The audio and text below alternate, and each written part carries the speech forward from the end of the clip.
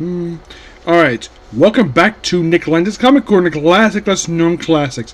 This is episode number 3517. I want to make sure I got the correct here. Let's see if we can find here. Okay, here we go. It is 3517, Doblueshot 3411. We have the final two trades to collect Vinditti's run for X-Men Manowar.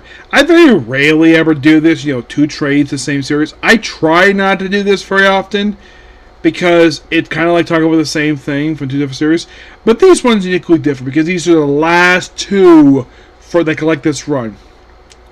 Yes, I have been reviewing this book. By the way, we're discussing, here's Volume 12, which is Long Live the King, and Volume 13, Succession and Other Tales. Yes, that is the name of this one. So with this one in particular, collect issues 40 to 50 of X-Men War Volume 3. The end of the longest run at Valiant. Yes, in the past, I kid you not, in 14 years since they brought back Valiant, this has been the longest comic book they put out. And you're like, really? This is the longest one? Yeah, this was the longest one. Ran for over 4 years. And also, Venditti's longest comic book he ever wrote. Yes, believe it or not, he's been writing since 2012. I don't think I've seen him lately, per se. I'm trying to think. What was the last book he was on? Last book I remember him being on, I think it was Damage, I think it was. Yeah, I think it was last book I remember him being on because it's been a while since I've heard from him. So yeah, of course, written by Venditti, of course. Artwork here by mostly Joe Bennett, who does pretty much all 4 mini issues. Which also have issue 50, because issue 50, which is, fun fact, the only issue 50 ever published by Valiant in this past period of time. Now, not the first issue 50 for EXO, because his first volume did also have an issue 50, but it wasn't the last issue. Oh no, book managed to last another 10 issues before the book got canceled. So, basically for Long Live the King, basically it's like the aliens are back on Earth, and of course, a little bit of Armor Time War, the stuff here with his wife. Yeah, the big hunky aliens are back here. It's a loose tie into another crossover with Armor Wars, and like Gate is basically trying to get involved here. Unity is a little bit here per se, but it's mostly treated as an EXO book. With all these creatures here, probably I think this is the alien species, not the ones that have to become captive. Oh no, these are people who actually created the armor. And well, it's an action-packed storyline and these aliens want EXO so badly, and by the end he does defeat them, and they have to basically live on Earth. Yeah, very reluctantly. Also, I love this 2-page gate cover for this cover spread for issue 50. Which tons of artists do this one. We have Venditti, Joe Bennett, Roberto Delatore, Corey Nord, Doug Bertha, Diego Bernard, Rafael Salvador, Robert Gill, Brett Van Lid, Clayton Henry, George Hauser, sorry, a little month ago, Javier Pelito, Matt Knott, who actually wrote the successor volume for this. Yes, believe it or not, Matt Knott will be the one who succeeded Venditti in this book, except that book would not last as long as this book did. The long the successor volume lasted for? 17 issues. No, I'm not kidding about that, it does. Yeah, believe it, there was actually 2 more volumes of EXO. And I think it was even published up under Alien Books, but they're a little behind in that. Also, Tom McGrew. Basically, he's like lost in space, and, well, a little bit of space, but he gets back. And they kind of wrap up the story itself with the opening story, the issue 50. Really cool here. We do see Livewire, who was a character from Ninjak, who actually did get a very brief ongoing. I say brief because it was 12 issues. Yes, Livewire got an ongoing. Oh yeah, and she also subbed with Ninjak. Ninjak does appear in one of the stories, but not the only one. So basically, the opening story is the actual conclusion to the series. Next, we have the second story here. First, two backups. First, they go back 8 times, 2 depths of Gallus Mortis, where it is basically Ark dealing with the Romans in the past, and it's like he's visiting himself. And then we have the next issue, The Greatest Failure, which I kid you not, I saw this artwork, and this is Jody Hauser who writes this thing. And those of you who saw the last Ninja book published by Jeff Parker, here's your artist. Yeah, the artist who did this very backup story did a Ninjak book. A book that had one story arc before it got canceled. And the reason? COVID. Yeah, COVID screwed up a lot. COVID basically screwed up this book. Not this book particularly, this book of Valiant. To the point where they stopped publishing, and now they're publishing them through Alien books.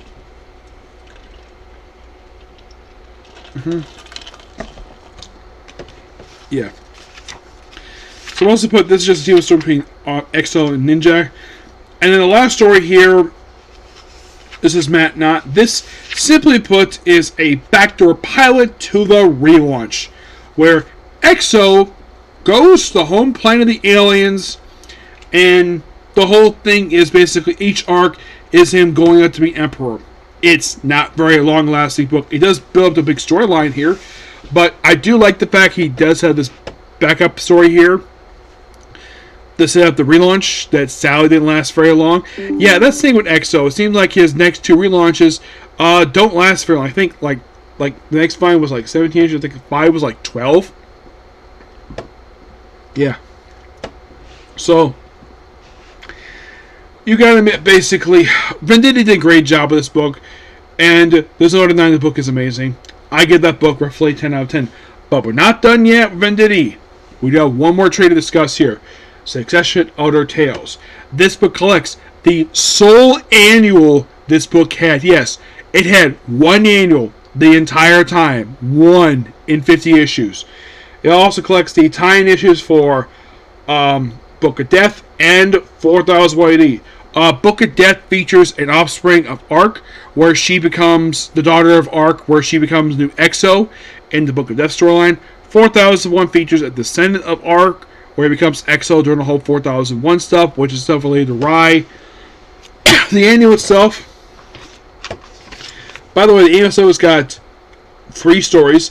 The opening story, Brian Venditti does the writing here with Perry Perez in the artwork. Amy Chu does the second story. And third story, Jody Hauser, yes. So Venditti does also the year 2 one-shots as well, with Clay Terry in the artwork. So, since I've already discussed basically 2 one-shots, let's talk about the annual, which is also the cover of the trade itself. Yeah, 64-page story. So, the opening story is Venditti's, when it's basically a story in Ark's past, well before he was captured by the aliens and became what he is. It's up during Roman time, which is really cool. And that's that. Now, The Prisoner, this is the Amy Chu one, where it is a little girl gets her hands on a gun, and of course, basically, we see a guy get shot, and yeah. The last story, Take a Meeting, is basically kind of elusive of something that happened in the main book with these aliens trying to take over the planet, which Ark does direct them, and that's it. All in all, really good run. Final thoughts on Robert Venditti's era for Exo Man of War. Wow. The only thing is taking to cover 13 trades. Like, some of these, some of these I got for Comic Day.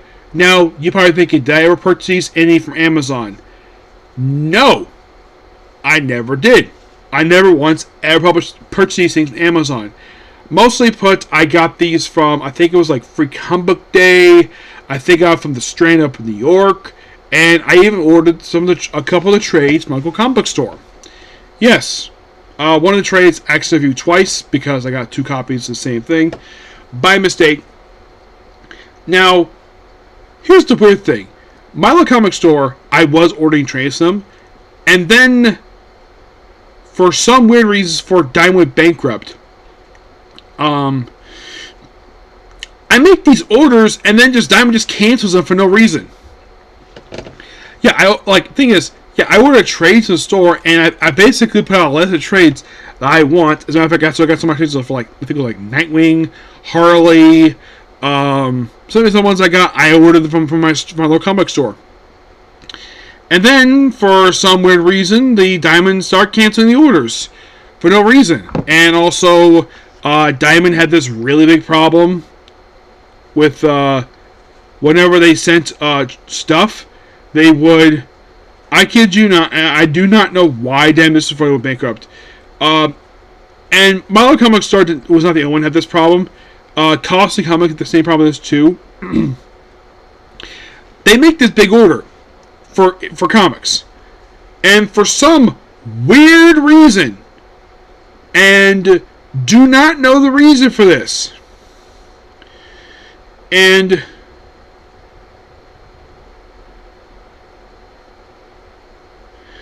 you're probably thinking, like, what's going on? So Diamond had this weird thing. I heard from my own little comic store. They make the order, and then for some weird reason they split the order in half, and they send the first half 1 week and the second half the next week. But yet everything else came in no problem. It's the comic stuff was always the issue. And here's the thing. I have not been to my comic store in 7 months. One of the reasons why for a long time I stopped going was because they stopped getting new trades. And it wasn't the owner's fault for that. Oh no. It was not his fault. It was the fact that Diamond sent him practically nothing.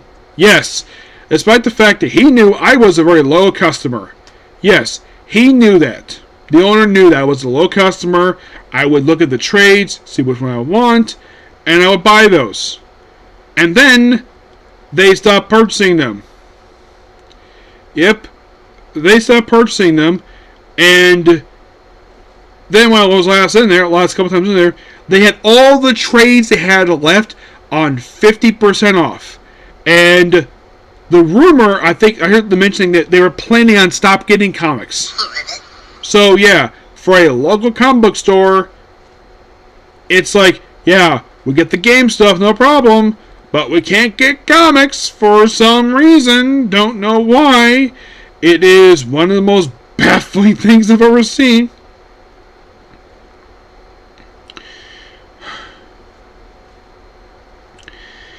And the thing is,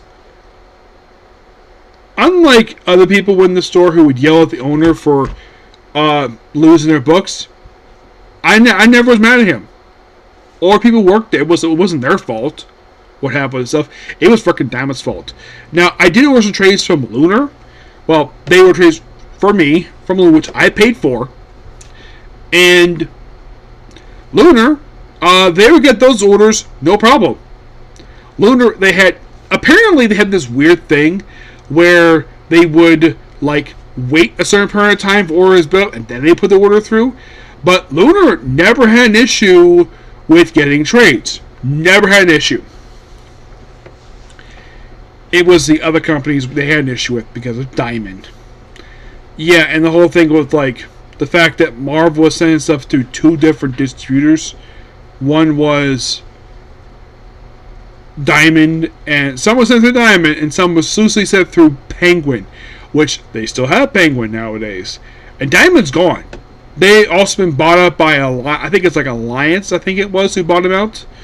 The question of business last year, and they, once they went out of business, they couldn't get anything new in from Diamond. Nothing.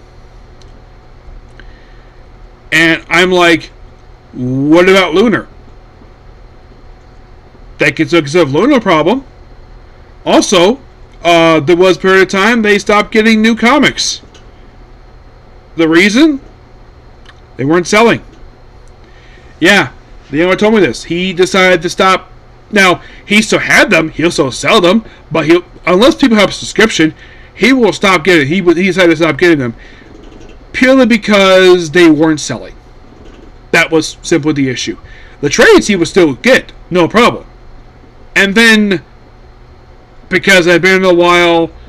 He apparently they decided to stop getting trades altogether because they also weren't selling very well because now people are buying them. Yeah, I don't know why. That's talking about my people's book. It's like people he basically hired. I don't know what they were thinking because people kind of knew who were at the store, who were employees.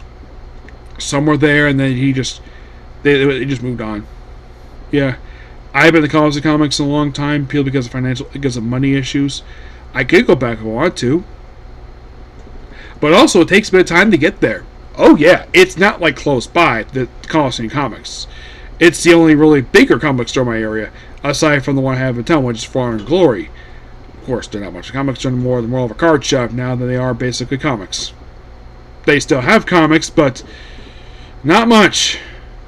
Yeah, when I was last in there, they have like 2 big shelves of manga. They had 2 smaller shelves of trades, which that was getting shrunk down, and 1 other shelf of trades. Everything else in that room they had was all paint stuff. Yeah, and he actually had to move from a different room. Yeah. But that's all I gotta say about that. Now, like I said, I have nothing against the owner at all of For Honor and Glory, because I have been a little customer of his since 2021, and I'm sure he can understand the fact I don't come in there much very often because of the whole, like, the new trades thing. I'm sure he can understand. It's not because of money, per se. That's not the issue. The issue is because nothing really new. And sometimes, basically, I spent a long time finding something that I'm looking for. Like, I'm looking to find anything in that store. Yeah. I mean, if I want to get trades nowadays, I'd rather go get it from, I get it from, like, Barnes & Noble or get some other place, but the one here in town, I don't bother anymore. Because they don't sell anything new.